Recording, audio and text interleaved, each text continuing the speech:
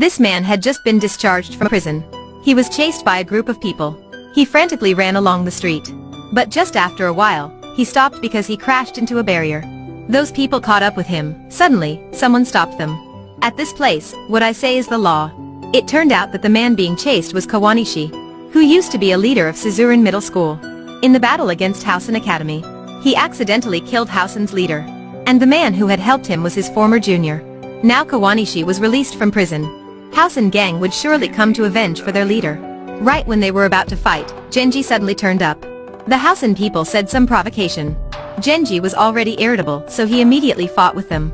The Housen gang wasn't angry, but they said, "Are you in Suzuran too?" Genji admitted it right away. "Thanks to you, the non-aggression pact was broken. Housen and Suzuran is going to have a fight. Do you know what did you do?" Genji was a newbie, so he didn't know Kawanishi at all. As a result, he didn't know anything about the agreement. After that, he went to find Aizawa at the bar.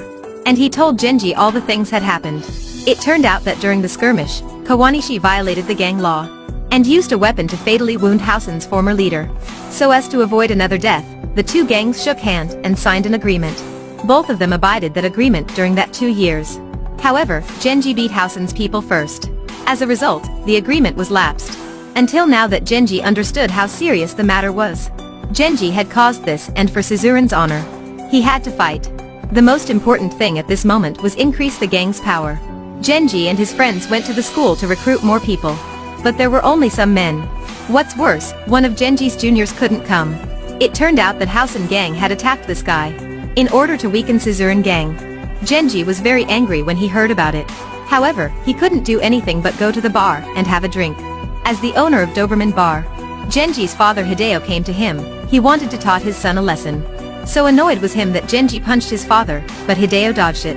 There is only anger in your fist, it isn't okay. This is the first time you've been in a high position. You shouldn't only think about yourself. After his father had left, Genji soullessly walked on the street. Kawanishi came to an infamous gang in that area. He said to the leader that he would help them deal with the leader of his rival Doberman. And then they had to give him a position.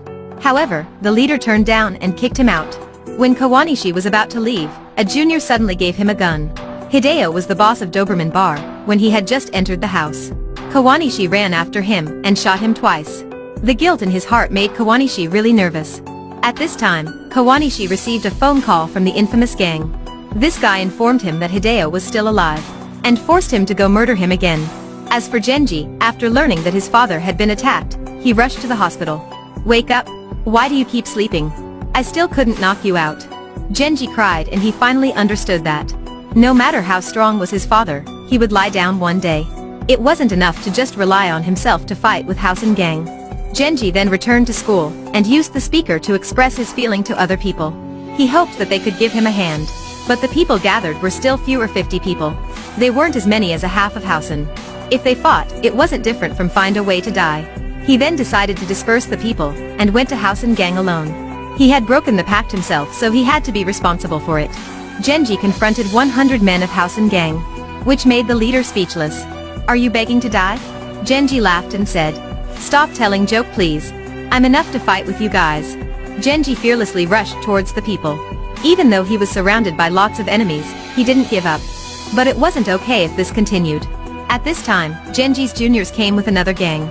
It turned out that they had accepted him. They came to help him. They also knew that only Suzuran gang wasn't enough to fight with the Housen. So they asked for help. They came to a big gang in the area Sarazawa to borrow some men. Tomeo Sarazawa's leader agreed with that, and then they came to the fight. "What are you doing to my leader?" Which meant Tomeo also had recognized Genji. Genji really appreciated it, and then he turned around to confront Housen. He knew that he was no longer alone. At this time, the force was evened out. Genji said a few words to defy Housen. After that, Housen's leader said, "We have a fight on the roof of this building." The two gangs rushed towards each other. Genji and Tomeo led the gang to rush into the building. In order to help Genji maintain his strength, the people gathered around to protect him. They opened a way so that Genji could go to the rooftop. In the end, he managed to reach the rooftop. At this place, Housen's leader was waiting for him. Both of them were tired. Genji looked for a chance and knocked that guy down. The Housen's leader had to try very hard to stand up again. None of them agreed to give up. They were both exhausted and could only mentally fight. They stood opposite each other.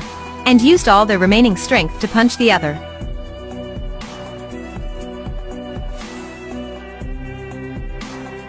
Genji was the last one to be able to stand.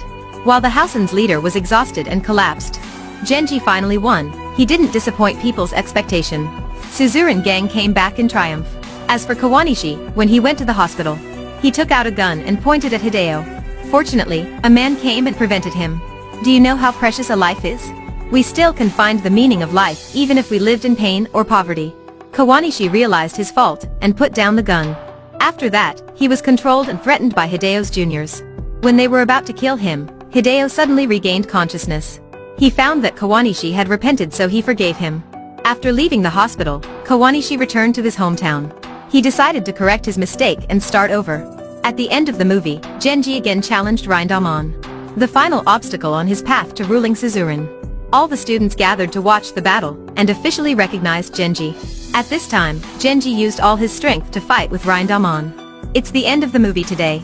Don't forget to like and subscribe for us, in order not to miss the next interesting videos. Goodbye and see you later.